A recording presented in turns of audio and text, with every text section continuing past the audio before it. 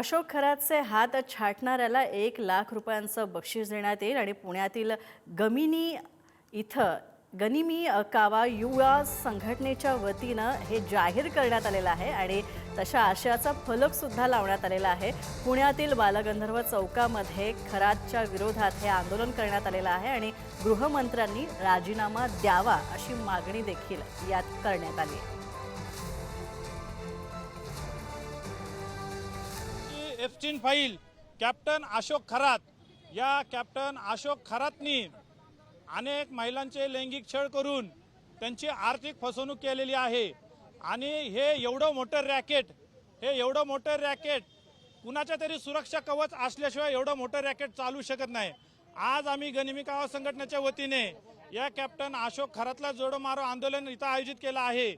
तसंच अशोक खरात याचे हात छाटणाऱ्याला गनिमी कावा संघटनेतर्फे 1,00,000चं बक्षीस आपण जाहीर केलेलं आहे।